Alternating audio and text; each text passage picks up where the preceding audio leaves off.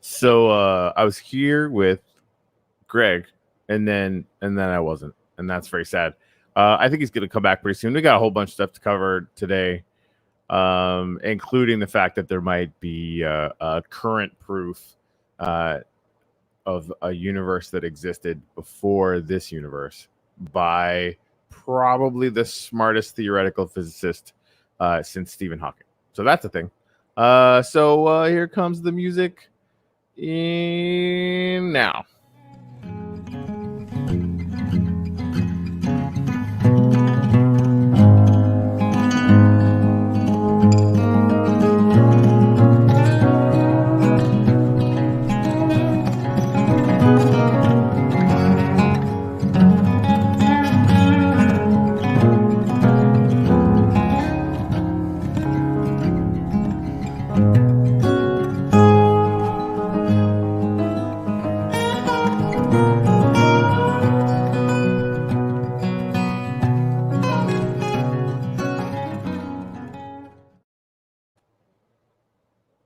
Hey, Texas. I made it back. Texas. Texas is in play. Yeah. For more context about that, I would highly recommend towards the end of the last Pod Save America. Beto's been on a few things in the last little while, but this was definitely the best one. They talked to Beto O'Rourke about the million voter phone bank day that they're planning. I think it's actually for Monday or something like that. Yeah. Basically to get commitments from a million voters if they can to just vote on the first day of early voting in Texas, because obviously they're trying to do voter suppression. Yada yada yada. Right. I was telling Greg before we came on air, they got Oprah involved, they got Andrew Yang involved, they got Stacey Abrams involved, they got Willie Nelson involved. Most importantly, Willie Nelson. That's fair. That's completely fair. And they're basically focusing on down ticket races because Beto went in there and basically said, okay, we can flip the legislature in Texas if we just win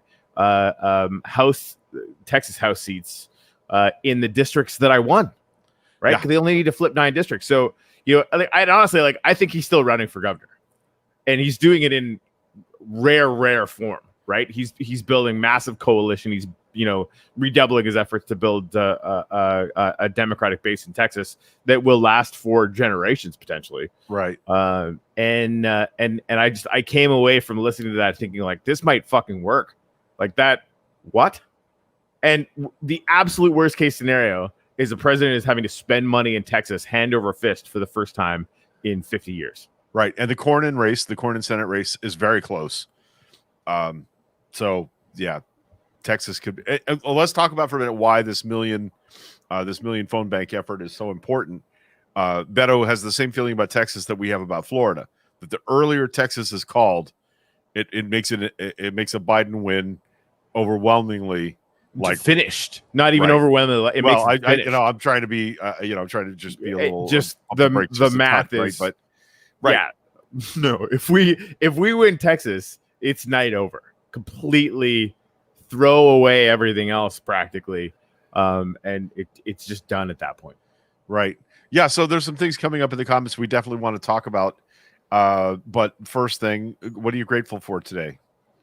That Steve Schmidt rant. I just gave the comments too. I had read it when it first came out. I sent it to Greg immediately because basically show prep is just that conversation that Greg and I have when we're not on air. Just basically sometimes it happens at 2 a.m. Sometimes it happens at 8 a.m. Yeah, exactly. Our message thread is just where we collect all the stuff that we end up wanting to talk about here. But yeah, so it's completely bananas. And we actually have it on deck that I'll read that out because I read it again this morning because it just made me feel better because right. If I had an anger translator, it would be Steve Schmidt, which is weird because he's a Republican. But whatever, it's cool. I'm all right with it. He has a way to go for me. So, but that's no, that's fair. But I mean, it was a sublime. It was a sublime. It is. It was perfect. It is. He's living in Donald Trump's head. So. Right.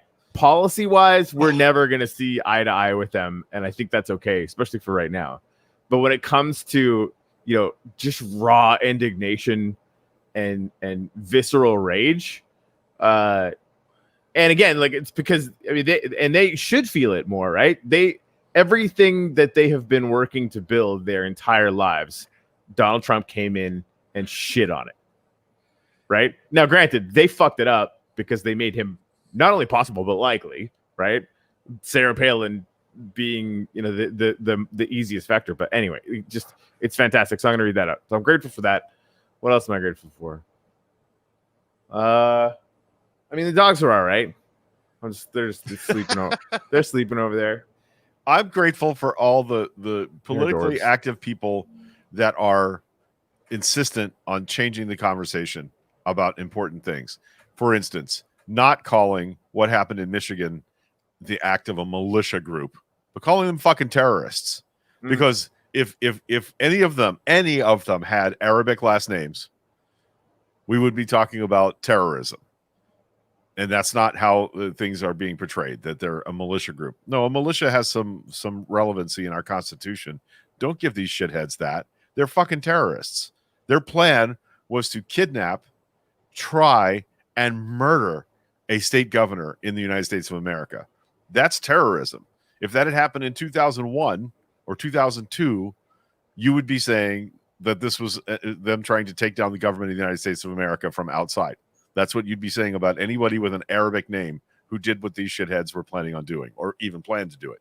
So it's terrorism. And I'm grateful to people that are calling that out. There's lots of things like that right now that, let's say what it is. Let's not dance around it anymore. Or as my dad would, let's not pussyfoot around. Let's call it what it is. And I think that's actually really important. So, yeah. Okay. So I want to talk about the Pence thing for a minute. I think what that was news agencies, and I'm sure if Ash were here, she would confirm this. They make templates of stories they think are going to happen, so that in the moment they don't have to struggle with the graphics, they don't have to struggle with screen sizing things for your phone or for your browser or whatever. So I think the story about Pence being positive was one of those template stories. It's what keeps graphics people in media outlets busy on slow news days. They prefab a bunch of stories they think are likely to happen. They probably had an editorial meeting where they said, hey, chances are pretty good that we're going to find out that Pence is positive. So somebody in the department, then they just have to plug in the words that the writer writes and the editors edit. They just, so I think that what we saw was something that wasn't meant for release because it hasn't happened. It's just the thing they were prepping for if it did. That's my take on that. Okay. Yeah. It's looking as if Pelosi did the thing already. What? She usually has a 10 o'clock or 10:30 presser. I thought it literally said 10:15. Yeah. But this is showing that it happened at 9:15. Ah. Hold on, let me take a look here. Yeah, we could definitely dig into that a little bit today. What's actually happening there, because right-wing weirdos are all, she invoked the 25th Amendment. That's not what's happening at all. Well, we don't think. I also saw they're spreading around one that says Pelosi has said she's going to retire if Trump wins again, which is trying to get people to vote for Trump. I get news for you. Anybody who feels that way about Nancy Pelosi is already voting for Trump. So yeah. This is live. Let's do it. No, it's not live yet. Oh, but I just want to find something where it's not stupid. Please hold. Keep talking. Yes, Dave Myers, but it's right there in the Second Amendment, you libtards. The right for a militia to make plans to abduct public officials. Yeah, I mean it's in the Constitution. Yep, I'm invoking my Second Amendment right to free speech. Yep, that's what's happening. Michael Silvestri, nice to see you this morning. Grateful for a free press. Hallelujah, brother. I agree with you about that one. Virginia Rupert, I'm grateful for all caps because everything's better in all caps. That's for sure. Militia should be well regulated, right? And those are called the National Guard. So The state National Guards pretty much have taken the place of the militias in that framework. Good morning, Jen. Jen Rakita, nice to see you. He's still right here. He's still right here.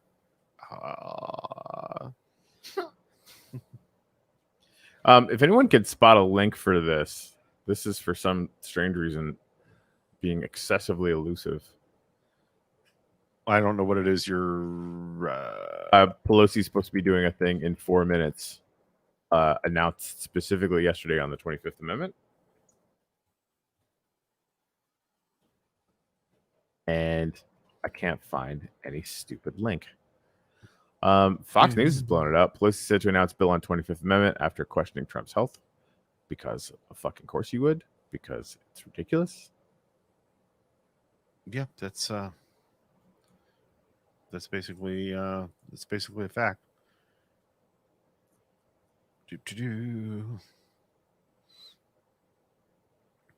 Well, the story is she's supposed to have a press conference at 10:15 to announce the unveiling of some legislation that is designed to create a commission to demand that the White House have a protocol and a process for invoking the 25th Amendment if the president is incapacitated. And while it's really heavy on all our minds that she's talking about Donald J. Trump, doesn't it seem like there would be a protocol and some oversight involved in this, regardless of who the president is? I mean, we're either whoever wins this presidential election, the person that's going to assume the office is the oldest person ever to be sworn in as president. So it would seem like White Houses would be responsible to do that. Deb says MSNBC says Pelosi soon on their screen. So it's not. She's not invoking the 25th Amendment. There's no. There is a means for the Congress to do that, but it has to be the House and the Senate working together with a certain percentage of the cabinet. There's a formula for that, and that's not what she's doing today. So that whole conversation that the right wing is having with itself is bullshit. It's not actually a thing that's happening. All right. If MSNBC is going to pull it up, I'll just get it from there. Right. Good deal. If Trump gets taken down by the 25th, will the fly be Pence's VP? Yeah. So I don't think he's going to get taken down by the 25th. I think we're 2 weeks out from him having a humiliating electoral defeat, and that's what I think we're doing. I mean, if Biden wins, there absolutely should be something in play for the 25th because he's 78 years old. I agree. I can't believe there isn't already. Either way, there's lots of things that we found out were just tradition, that they weren't actually law in this 4-year term. So there's lots of things that we need to. And I think that's a great frame too, like setting it up so that, okay, if we're really going to get septuagenarians as presidents, let's just make it really, really clear so that, we can create certainty. Because even then, traders love certainty. So Wall Street's going to be like, yeah, that sounds like a fucking fantastic idea. And Fox News might even cover it that way. Right. Yeah. Susie McAnally, thanks for piping up on this. Remember that the Senate is not going to vote on this before the election. The new Senate will be seated on the 5th, I think. But I think the House can establish a commission without the Senate. She's going to go check on that for us. Right. Well, and this is where, like, Cher actually, who is usually someone I agree with 1,000,000%, was very angry about this. And thought that it was very cynical, yada, yada, yada, yada, yada. And I had one of those rare moments where I had to completely disagree. Because at the very least, I mean, Trump is fucking crazy right now. Like compared to Trump, which is, hyper low bar on the Reason department. And he's gone significantly lower than that. The Hannity interview that he had last night was completely fucking mental. Completely mental. And he went on to do another one yesterday morning. So like it's not good. It's not good. And so he attacked Mike Pompeo. He attacked he attacked Bill Barr in these interviews for not arresting Barack Obama. Right, exactly. Exactly. He's taken the whole arrest my opponent's thing to a whole new level. So at the very least, Pelosi doing this keeps this in the news, and we will not lose a single voter from this, right? Like the argument that we might, turn off some voters because they're going to be cynical because someone has the audacity to want to call into question the fact that there's absolutely no protocols whatsoever for transition of power for a 74-year-old president who's got fucking COVID. That doesn't work for me, right? Those voters don't exist. There's 5% of voters left that are undecided. And keeping this in the news that our current sitting president is a complete failure on COVID and is fucking mental, right? Like I think it's just a straight up win. And legislatively, frankly, she doesn't really have a choice. Right. Like I'm not above criticizing Pelosi when it's necessary, but I feel like this is not a terrible move at all. Yeah, and the other thing that's on my mind here is that she has a press conference every Friday morning, and what she said yesterday was we're going to be talking about the 25th Amendment and what she was going to do, which was introduce legislation to create a commission to hold the White House accountable for having a protocol and a process for invoking the 25th. That's not out of line with her power as the Speaker of the House. That's not a reach, or it's certainly not a coup. It's funny to me that the right is trying to portray the 25th Amendment to the Constitution as some sort of coup attempt. That's just insane. And he also, let's not forget, attacked Governor Whitmer last night for having the temerity to be, the victim of a kidnapping plot. Also, I saw a legislator. Okay, nothing yet. From Michigan, the thing. Smash cut. Was interviewed on I think on Chris Hayes last night. A legislator from Michigan said she's wearing a bulletproof vest to work every day because these armed people are still in the Capitol. You can't take a sign into the Michigan State Capitol, but you can take a gun into the Michigan. She has to walk past these groups of protesters to get to her office every day, as do all of her staff. And that's a siege. There's a siege going on. Some of the people that were arrested yesterday are the guys that stormed the Capitol a few months ago with guns that Trump called very nice people. Governor Whitmer, you should meet with them. You should give them a break. They're good people. They're just worried about their state. No, fuck you. They're terrorists. So there's that. There's that we need to talk about. Let's hope Pelosi has had time to fix her dentures properly this morning. Let's not make fun of her for being elderly. Yeah, can we do that? I don't know. Dave Myers, this was a tactic established by a Scottish sheep farmer whose land Trump tried to steal. It's actually an episode of Full Frontal. Writing policies for the 25th is different than bringing up the 25th against the president. Correct, Virginia. That's exactly right. Exactly like if she, but granted, like if she just talks about the 25th, well, obviously it's about Trump. He's a lunatic. But honestly, she should say both anyway. I don't think anything is lost by admitting that we have an extremely old president. And we will have an even older president. Right. Until Kamala Harris takes over. That fly knew good shit when he smelled it. Thank you, Silvestri. That's accurate. Or just shit. Sherry Barney. Good morning, Sherry. Trump hasn't tweeted at all this morning. That's interesting. That is kind of interesting. Huh. I mean, well, we know how that would go. Corielco. If a few hundred people of color gathered outside our government building with guns, how would that go? They'd get mowed down. Easy. We would ban weapons because that's what California did when the Black Panthers did that in the 60s. Yeah, exactly. Reagan was absolutely for gun control when the Black Panthers were walking around with assault rifles. So there's that. With no tweeting, is this a time that we bring up the probably less than 1% theory with Pence canceling everything and going back to DC? Are they making a move? Are they making a 25th Amendment move themselves to preempt whatever Pelosi is going to do? Or, in conjunction with it, because they can use their votes, right? Like this is the outside. This is definitely not happening, but it would almost be irresponsible of us not to consider it.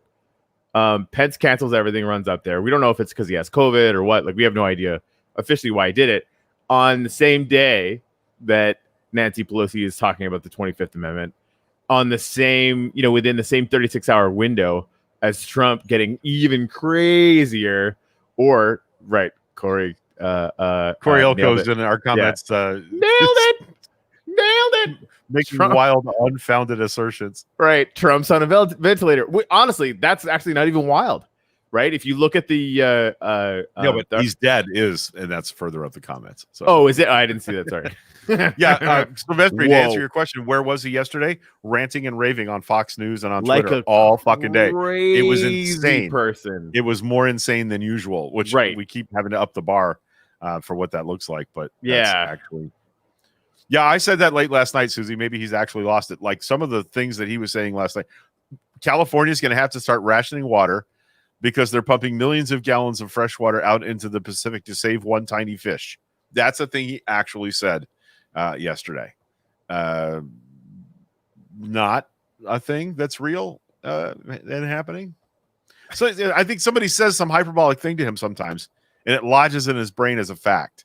And that's what he does. He repeats stupid things like injecting bleach is good for you because somebody said it to him, and he just imprinted on it. Yeah, Sherry, the one video from the White House green screen, absolutely. It was completely and totally a green screen. I've seen that from much smarter people than me, but that was my first guess as well. Right. Anywho's in Nancy Pelosi keeping us waiting. Yep. Could be. So what we haven't talked about, we are absolutely going to live stream on election night. We'll probably start about the time the polls start to close, 8 o'clock or so, and get consistently drunker and more stoned as the evening goes on. I'm legit not drinking until next September. So like I got to figure something out. Because that's why I seriously I totally believe you. No, I know you've done it before. So that's happening. Michelle actually turned to me and said she wanted to do it, and that's the first time she's ever said that. So I was like, okay, listen, I'll do it with you. We've both been getting unhealthier by the minute during this pandemic, so it made sense. That is happening. But that was like, so do I want to make an exception on that night? Because Jesus Christ, it's going to be ridiculous. Either way, right? And no, I don't want to do that. But I would love to lock down something else if that. Yeah, I know what you're talking. I know what you're talking about. I'm just saying, wink, wink, nudge, nudge, nudge, nudge, nudge, wink, wink. Yep. Yeah, Skullduggery podcast this morning interviewed the former national NHS lady who stepped down over COVID response. The thing she says that happened in COVID meetings that she attended is mind-boggling. Yeah. That was Vice President Pence's aide, right? Right. I can't remember her name. She's been on MSNBC a lot, and it's exactly what we would have expected, right? Like that, seeing everything from the outside. It's not shocking. It's poignant because she loves Mike Pence. It's poignant because she's having to shit can somebody she respects. I don't know why she respects him, but that's her thing, right? And for her to step forward was really difficult because there's a lot of people that she still loves and cares about that are working in that environment, and she just couldn't do it anymore. And I kind of respect that. I respect her for she's not a disgruntled former employee. She's a person that wishes she could still be there, but found the effort so heinous and underperformative that she had to go. And that's pretty telling. Heather, Pelosi trying to be fashionably late and shit. She always is. And I would imagine it's because she's standing back behind the screen somewhere and people are handing her shit that she has to keep track of on a constant, conveyor belt because there's a lot going on and has been. Oh, Corey's got a crush on Hallie Jackson. What? Corey's like Hallie Jackson, heart eyes. Oh, I thought you were outing me. No, Corey Elko, the other Corey. Yeah. Oh, yeah. It's definitely not me. Corey with no E. For sure not me. Yeah. And that's not moving now. Don't be like that. If somebody wants to DM me the link to the C-SPAN thing, if they find it, that would be fantastic. I would love a backup for this. If you put it in the comments, I won't be able to pull it out, unfortunately. Yeah, my crush on the NBC staff is Katie Tur. Corey, just so you know. She's the one I think is super hot. Let's see. People are speaking on WFLA. What?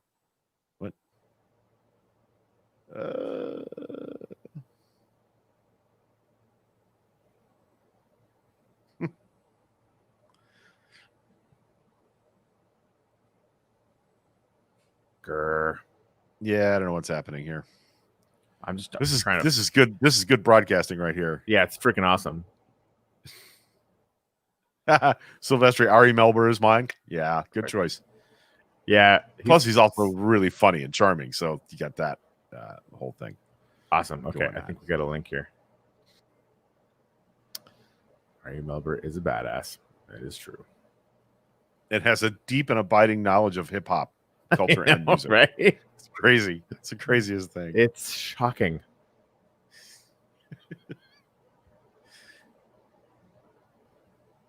Okay. Stop screen share. Yeah. Play the thingy thing. Oh, this is we're just Rika says NBC News has something going on. NBC has something going on. C-SPAN has ads? That's a thing. Okay. Oh, hey, hold on. This is actually on. Yep. Hold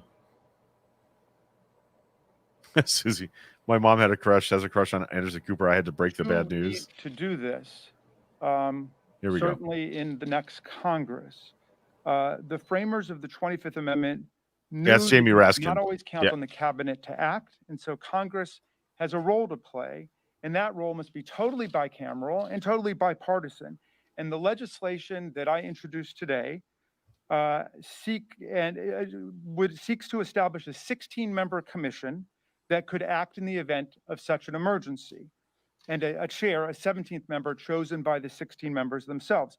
8 members are chosen, half by Republican leaders and half by Democratic leaders, from medical personnel, physicians, and other medical authorities. The other 8 members are drawn from the ranks of former high-ranking executive branch officers, including former presidents, vice presidents, attorneys general, secretaries of defense, Treasury and State, and Surgeon General. So the commission is entirely bipartisan, and of course, under the 25th Amendment, it can act only in concert with the vice president, who is the key actor under the 25th Amendment. So the Constitution is designed to give us the tools that we need to deal with the many crises of human affairs that can affect the continuity of democratic self-government. We are in the middle of a momentous election, and as the speaker said, the people will decide that. But when we get through this, the problem that we're talking about today is something serious that we have to face. And I'm delighted to introduce this legislation and to answer any questions you may have. Madam Speaker, can you address the concern here with this commission? And this is a two-part question. Number one, the idea that medical professionals on this commission would not have examined the president. There are ethical issues as to whether or not that's appropriate for them to rule or make a judgment on a president's health if they have not done that. And number two, you say this is something in the future Congress that should be addressed. And Speaker, you said this is not about this president. How can you read that at this point in time when you talk about COVID-19, this not being about this president? So I'll answer the first question. I'll let the speaker take the second. The legislation sets up a process by which Congress, through concurrent votes in the House and the Senate, could direct the commission to conduct a medical exam of the president. And that would include whatever the members of the commission think is necessary to determine whether or not there's an incapacity. If the president refuses, and the president would have a right to refuse, that could be taken into account by the commission, which would have to rule based on all of the other evidence that it has. Again, this isn't about any judgment anybody has about somebody's behavior. This is about a diagnosis, a professional medical diagnosis. Let me just back up for a second just to put personal here. When this happened, it was after the assassination of President Kennedy. And you may not know this, you weren't born yet, but there was and Lyndon Johnson became president, there was no vice president. And if anything had happened to President Johnson and his health was not the greatest, the Speaker of the House would have become the President of the United States. So this sets up how you would elect a vice president, how a vice president would be chosen by the president, but voted upon by the House and Senate. And of course, that's what happened with Gerald Ford. He was, after Spiro Agnew, all that, he was appointed the vice president and very popular in the Congress on both sides of the aisle, both sides of the Capitol. I love the story about how that happened, because On his 90th birthday, Gerald Ford came to the House, which is where he sprang from. He was the minority leader. And I said, Mr. President, I'm so honored to serve. I was minority leader at the time. I'm so honored to serve in the position that you served in. And he said to me, I served with your father. I served with your father. And he started to tell me stories about that. When he died, I was the incoming speaker, and we had the honor of opening up the speaker's office and all the rest, even though I wasn't going to be sworn in for a day or two, but had possession of the speaker's office open to his family, who at the time he was minority leader, that's where he presided, and again, where his children came and did their homework and all the rest. So we have a real personal connection to Gerald Ford, who filled this spot as determined by the 25th Amendment to the Constitution. We can do a couple things at once. We can engage in our political activity for the public to make its verdict 25 days from now, and at the same time honor our responsibilities to have something in place that does not apply to this president, but certainly raises the issue. If a president, and this is, not with bad intention, if a president becomes incapacitated by stroke or ventilation, whatever it happens to be, that he would not have the ability, as Ronald Reagan had, as President George Herbert Walker Bush had, as President George W. Bush had, to make a judgment for this period of time, I transfer the power. So this sets up a formula. It's not for any of us to decide that. It's about a process to decide it. And as the distinguished gentleman said, without the vice president is crucial to this, and that would be the vice president of the president's party. Hey, Virginia, no, yesterday it wasn't pumpkins, it was oranges on her mask. Just a few weeks ago, or a week or two ago, you were toying with the idea of impeachment. Now you're talking about the. I was doing what? You're toying with the idea I was not of doing impeachment. the idea of And impeachment. now Let's you're not talking have a about. predicate that did not exist. Another question, because that is based on a false thing. Yes, sir. Madam Speaker, I'm just curious about the timing. Why introduce this legislation now? Why not wait until the new session of Congress? Things may have changed, may have a clearer view of the arc of the legislation and the Congress. Wouldn't it be easier when the decks are cleared just to wait until No, the we next want to be session? ready, and it takes time, and there's been a call for why not execute the 25th Amendment. That's not what we're doing. We're saying let us Congress exert the power that the Constitution gave it. Jamie, did you want to speak to this? It's interesting that when I found that the body had never been set up, and I guess the reason is that there's never a really good time to do it because it's always seen just in its local circumstance as opposed to the need to have this institutionally. So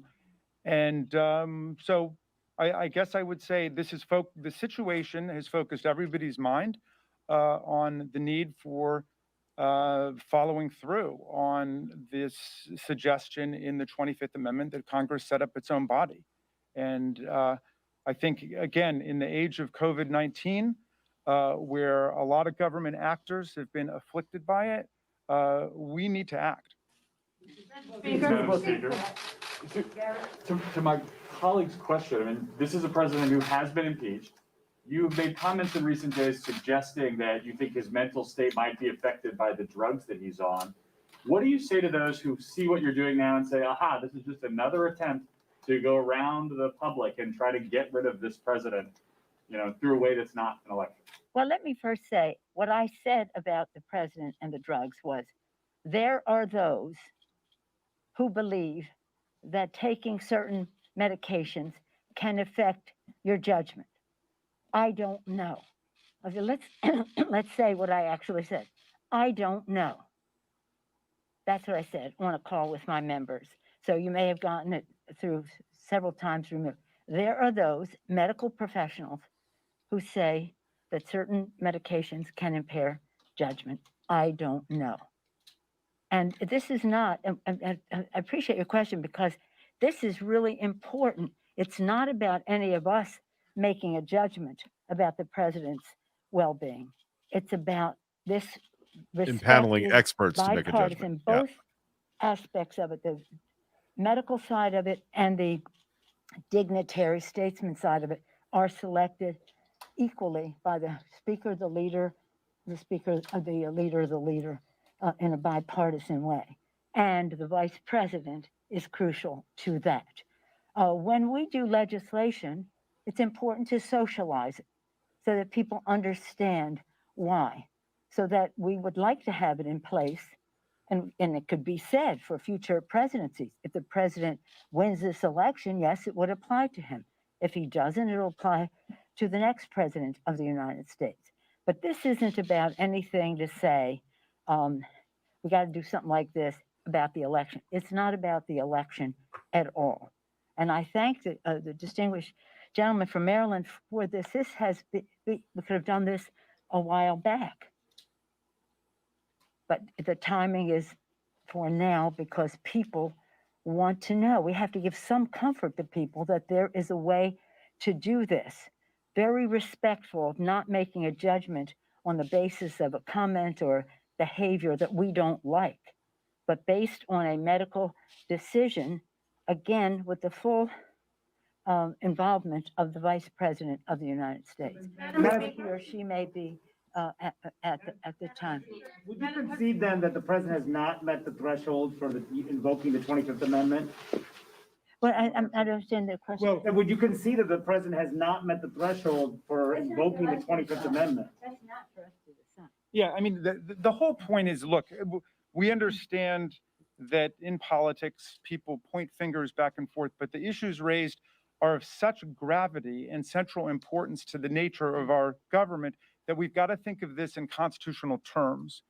And this is why we need to set up an institution composed on a bipartisan fashion, in Corey bicameral Elko's fashion, comment. that will be able to make judgments, whether it is 5 months from now, 5 years from now, 50 years from now, whatever it might be.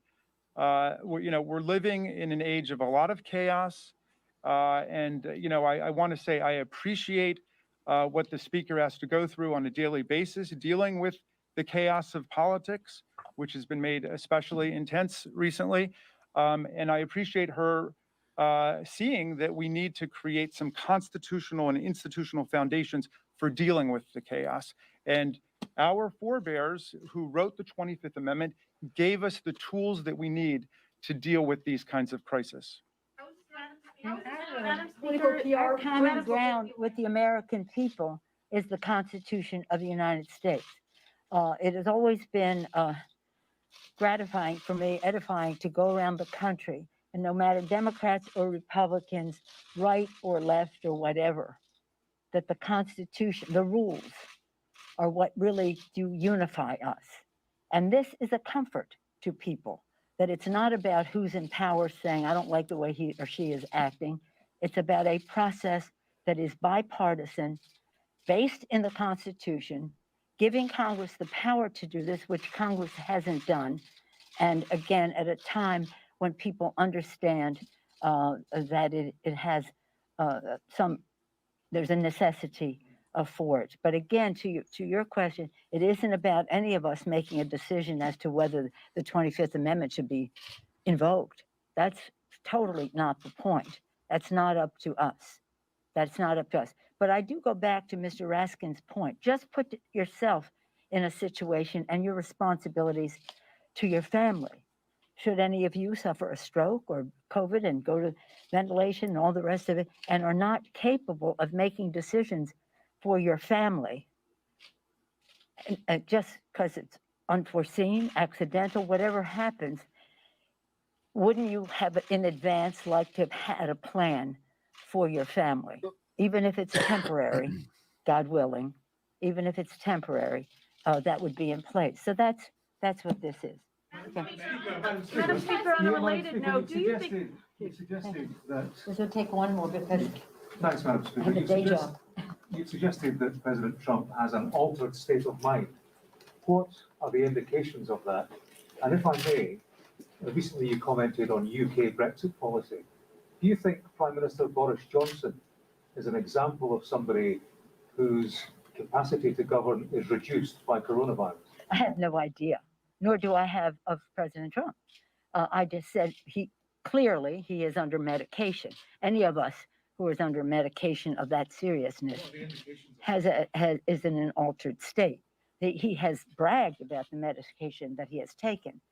And again, there are articles by medical professionals saying this could, as I said earlier, could have an impact on judgment. I don't have the faintest idea about Boris Johnson, but I'm glad you brought up the subject because I think we have to be very careful about what happens in the UK. We have very stringent rules in terms of the Food and Drug Administration here about the number of clinical trials, the timing, the number of people, and all the rest, so that when a drug is approved by the FDA and the scientific advisory committee, that it is safe and efficacious, then it will have the trust of the American people to take it. Vaccines are about trust. We want people to take it. So we pray that it is soon. The sooner the better. Not one day sooner than it is safe and efficacious, but not one day later either. And my concern is that the UK's system for that kind of judgment is not on a par with ours in the United States. So if Boris Johnson decides he's going to approve a drug and this president embraces that, that's the concern that I have about any similarity between the two. Thank you all very much. On a related note, do you think it's safe for the president to go out campaigning tomorrow? And scene. So that's pretty much what we said it was. Whoa. Hyper digital. Like it's like you sound like the craziest robot voice in the history of fucked up robot voices. Still right now. Yeah. Is that happening for everyone or is it just me?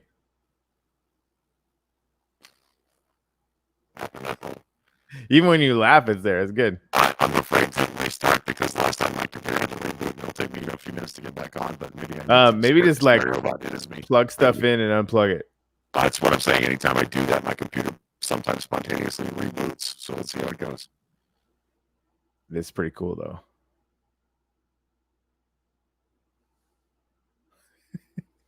Yeah, nailed it. Like a cross between a robot and a bug from District 9. Can you say anything? Yeah, we can't hear you now. Testing 1, 2, 3. Yay! Perfect. Freakazoids, robots, report to the dance floor. That's what I should have done. Yeah. Anyway, this is what we thought it was going to be, which is them laying out there should be a commission for this. We can't believe there hasn't always been one. You know, these are the things we always have done by tradition and gentleman's agreement, which clearly is off the table with this presidency. And so that's the only relevance it has to this president is we know we can't count on them to do the right thing. Have not been able to for 4 years now. The president will never do that. Yeah. We've learned some harsh lessons about that. And so it's a way of keeping his condition in the news, which I'm okay with that. And can we not bag on people for their physical attributes? Can we not go after Nancy Pelosi's droopy eye or her dentures? And it's not just about Nancy Pelosi. Let's not go after Chris Christie's weight unless he makes some comments about fat people and earns it. Can we just not do that? Except for Mitch the Turtle McConnell. Fuck that guy in particular. I think there should be exceptions for cause, and Mitch McConnell is definitely one. Yeah, I don't like that. If it was a male Speaker of the House with a droopy eye, would that have even come up? And I'm not trying to shame anybody. I get why we want to do that. It feels funny, but I don't like it. We could do better. I don't like it. That's just me. Maybe it's not. Just me. I don't know. You fucking live your truth there, buddy. Yeah. Yeah. And Mitch McConnell also, I'm never going to say that right under the bus. Right. Won't go to the White House because he doesn't like how they handle COVID. And just said all that out loud. Yeah. On the record. Yeah. Anyway, I'm going to read this Steve Schmidt thing now. Unless someone wants me not to. No, hey. Cool. So I gotta preface this by saying like Trump actually went at Steve Schmidt and called him rude. Which was funny. You've never beaten me at anything. This is our first dance. Did you like Covida? Which, if you haven't seen that one, that's fucking brilliant. I think we played it on the show. We're so much better at this than your team of crooks, wife beaters, degenerates, weirdos, and losers. You are losing. We heard you love Evita. You saw it so many times. Where will you live out your years in disgrace? Will you buy Jeffrey Epstein's island? One last extra special deal from him? Or will you be drooling on yourself at a suite at Walter Reed? Maybe you will be in prison. I bet you fear that. The Manhattan District Attorney may not be around to cover for you or your crooked kids anymore. Eliza Orlins doesn't believe in different sets of rules for the Trumps. If I'm not mistaken, she's the state attorney general for New York. What about the state attorney general? Oh, there you go. You know what you've done. Oh, Donald, who do you owe almost $500 million in personal guaranteed loans to? It's all coming down. You think you and your disgusting family are going to be in deal flow next year? Are you really that delusional? You are lucky Chris Wallace interrupted you after Joe Biden said you weren't smart. You started to melt down. That's the place that hurts the most, right? Fred Sr. knew it. You spent your whole life proving it. You aren't very smart. You couldn't take the SAT on your own. What was the real score? 970? We both know you know. Are the steroids wearing off? Is the euphoria fading? Do you feel foggy? Tired? Do you ache? How's the breathing? Are you watching TV today? We will have some nice surprises for you. Everyone is laughing at you. You are a joke. A splendid moron turned deadly clown. Did you watch Martha McSally in her debate against American hero, fighter pilot, test pilot, astronaut, Captain Mark Kelly? She's so embarrassed by you. She's ashamed and full of self-loathing for the choice she made in following you over the cliff. She is in free fall now. She will lose, like most of them, because of you. We hear from the White House and the campaign every day. They are betraying you. They are looking to get out alive and salvage careers and their names. It's Ivanka Trump and Jared Kushner versus Donald Trump Jr. and Kimberly Guilfoyle on the inside. They are at war over scraps and who gets the command. What will be the remnants of your rancid cult? One day, it's almost over now. You're the greatest failure in American history. You're the worst president in American history. Disgrace will always precede your name. Your grandchildren and great-grandchildren will grow up ashamed of their names. One day, ouch. Yep. One day, I suppose there will be some small and not so much visited library that bears your name. It will be the type of place where a drunk walks by staring at the wall for a minute before deciding it's beneath his dignity to piss on. That's what's waiting for you. Joe Biden is a better man. He's smarter. He's winning. Do you remember when you didn't want to name Donald Trump Jr. because you were worried about him being a loser named Donald? You were right about that. He is, but it is you who will be remembered as America's greatest loser. You'll be crushed in the election. Shh. Steve Schmidt for the win. Yeah. Yep. Yeah, that was pretty blistering, and it was a series of tweets that he's fleshed out since then. So, oh yeah, yeah. There's more now. Well, no, I'm just saying that's an essay version of the tweets. The tweets weren't fleshed out completely like that, right? Diane Kimball, who I'm not sure we've seen around before. Welcome. It's been around for a bit. Yeah. All right. Well, sorry if I missed you. Schmidt turned Trump's ego into roadkill. Bring hazmat to the cleanup. Aisle 9. Or Silvestri's house, apparently. Right. Yeah. Wow. Okay. Yeah. Clean up Al Silvestri's house. There's a clarification I wanted to make. We were talking the other day about the stem cell component of the drug cocktail that Trump has been taking. The stem cells from aborted fetuses were used in the development of that drug, not in the actual drug that he's taking. But the cell line goes back to before there were treaties about stem cell research in aborted fetuses. And so the stem cell line that was used was, in fact, from aborted fetuses. So and this president has moved to kill the use of those fetal cells in stem cell research. So he gets to benefit, but you don't. Yeah, no, it's the easiest thing I've seen. There's somebody who tweeted about it's super, super easy. You just get COVID and then, you get flown to a hospital in a giant helicopter where 10 of the best doctors in the country focus only on you. It's simple. And then you get, and Regeneron, for one number I heard is that the course costs $100,000. They just give that to you. That you just get that. And but that's paid for by your $750 in income tax. Right. Yeah, it's just It's super simple to get over COVID. Yeah, it's super easy. You can't let it dominate your life. Jesus. Yeah. Wow. So anyway, So that's the thing. He's a piece of shit. Yeah, that's correct. Virginia says so. The synthetic antibodies are clones from the fetal stem cells. That's exactly how that happened. And I have a Washington Post link that I'll throw in the comments right now while I'm thinking about it. About that very good thing. Data. Yep. Do you think there's any way that we could just fucking stop doing debates like this? Because like you could throw a dart at any idea and it would make it better. For example, making it 3 times as long and making them like the whole and the idea that like Rogan would host the debate. I was actually here for that, even though Rogan's kind of turned into a bit of the wrong guy. A donkey brain. But even if you put Donald Trump and Joe Biden in the same room for 3 hours, Joe Biden wins. Obviously, right? Because it just like every single time that he lies, we're like, hey, let's fact check it. And honestly, that's one thing that you could do in real time if you did that, right?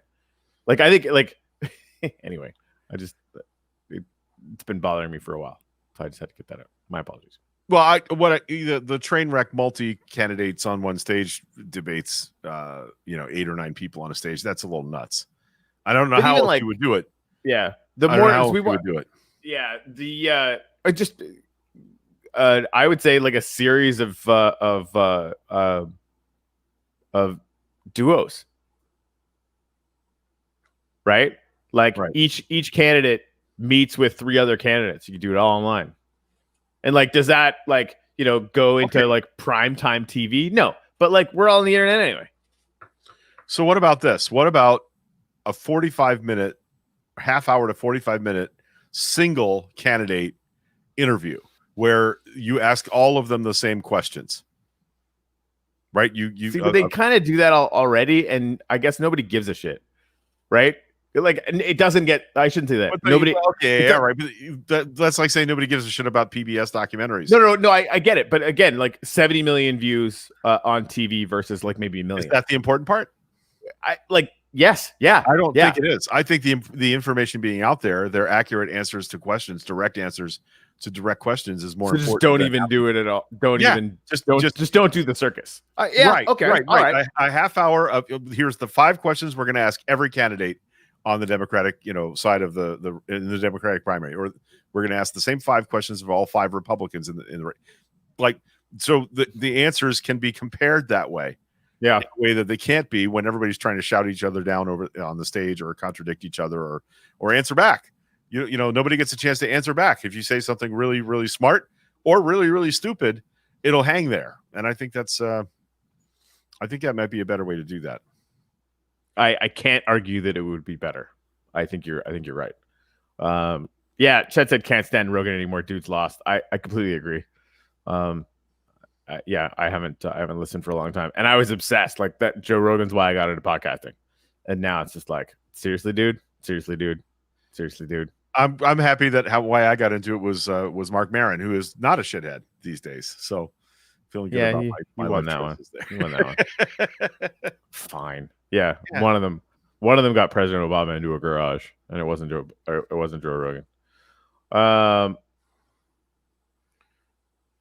Yeah, that's Mark Kelly, Sherry. That's Mark Kelly that was mentioned in the Steve Schmidt rant is beating the crap out of McSally in Arizona. Yep.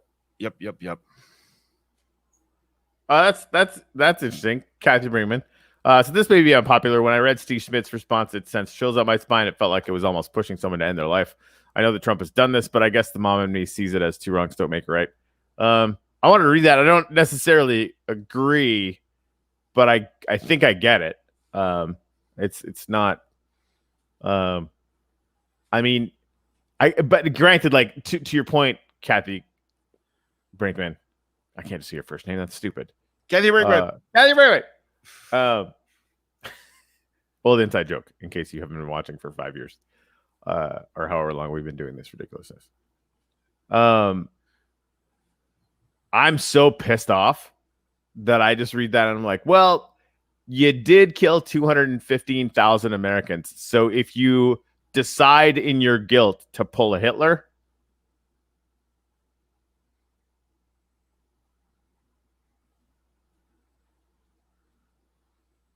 that's all I got. So you might be right, and I just might be cynical. Corey Elko, we have a tendency to dehumanize these folks because they act like such monsters. I mean, I'm trying. so did we dehumanize them? I see both sides of this issue, and I'm not about name calling and hurting people. But if I saw one of you being abused and threatened and assaulted and maybe killed by someone's actions, you're damn skippy. I would say exactly who I thought the person that was hurting or killing you is.